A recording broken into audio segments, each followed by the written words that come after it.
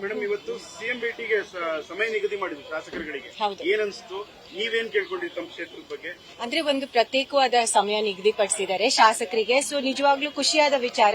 ನಮ್ ಕ್ಷೇತ್ರದ ಕ್ಷೇತ್ರ ವ್ಯಾಪ್ತಿಯಲ್ಲಿ ಏನ್ ಸಮಸ್ಯೆಗಳಿದೆ ಅದನ್ನ ನೇರವಾಗಿ ಅವ್ರ ಜೊತೆ ಸಂಪರ್ಕ ಮಾಡ್ಬಿಟ್ಟು ಅವರನ್ನ ಮಾತಾಡ್ಸ್ಲಿಕ್ಕೆ ಒಂದು ಅವಕಾಶ ಕೊಟ್ಟಿದ್ದಾರೆ.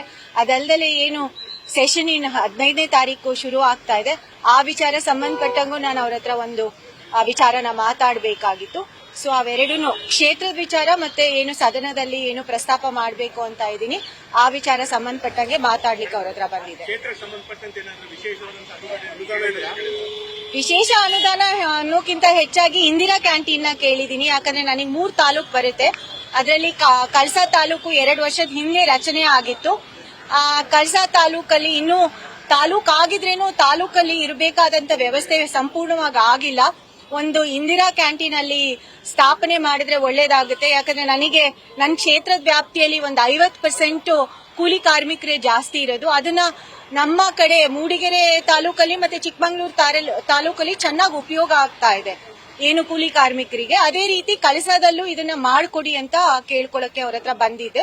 ಮತ್ತೆ ಸ್ವಲ್ಪ ಸಿಎಂ ರಿಲೀಫ್ ಫಂಡ್ ವಿಚಾರ ಸಂಬಂಧಪಟ್ಟಂಗೂ ಅವ್ರ ಹತ್ರ ಮಾತಾಡಿದೆ. ಜಿಲ್ಲಾ ಉಸ್ತುವಾರಿ ಮಂತ್ರಿಗಳು ಯಾರ ಕೈಗೂ ಸಿಗ್ತಾ ಇಲ್ಲ, ಶಾಸಕರು ವಿಶ್ವಾಸಕ್ಕೆ ತಗೊಳ್ತಾ ಇಲ್ಲ, ಕೇರ್ ಮಾಡ್ತಾ ಇಲ್ಲ ಅಂತ ಒಂದು ಆರೋಪ. ಸುಳ್ಳು, ಎಕ್ದಮ್ ಸುಳ್ಳು ಆರೋಪ.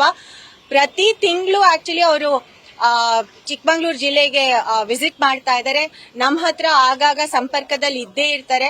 ನಮಗೆ ನಿಜವಾಗ್ಲೂ ಮುಕ್ತವಾದ ಚರ್ಚೆಗೆ ನಮ್ಮ ಉಸ್ತುವಾರಿ ಮಂತ್ರಿಗಳು, ಜಿಲ್ಲಾ ಉಸ್ತುವಾರಿ ಮಂತ್ರಿಗಳು ನಮ್ಮ ಜೊತೆ ಇದ್ದಾರೆ.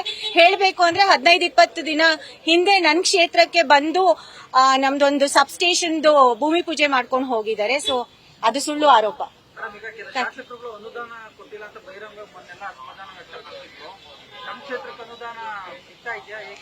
ಕ್ಷೇತ್ರಕ್ಕೆ ಅನುದಾನ ಎಲ್ಲಾ ಡಿಪಾರ್ಟ್ಮೆಂಟ್ಸ್ ಇಂದನೂ ಬರ್ತಾ ಇದೆ. ನಾವು ಯಾವ ರೀತಿ ಕೇಳ್ಕೊಂತಾ ಇದೀವಿ ಅದ್ರ ಆಧಾರದ ಮೇಲೆ ಬರ್ತಾ ಇದೆ.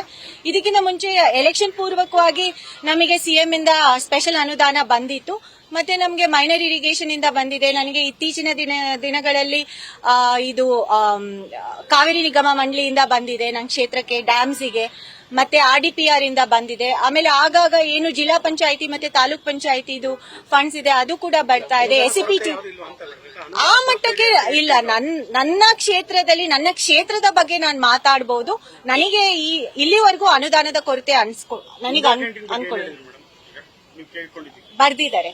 ಅದು ನನಗೆ ಮಂಜೂರು ಮಾಡಿಕೊಟ್ಟಿದ್ದಾರೆ. ಹೌದು, ಆಯ್ತು, ಥ್ಯಾಂಕ್ ಯು. ನ್ಯೂಸ್ ಫಸ್ಟ್ ನಿರ್ಭೀತಿಯಿಂದ ನಿಮ್ಮ ಪರವಾಗಿ.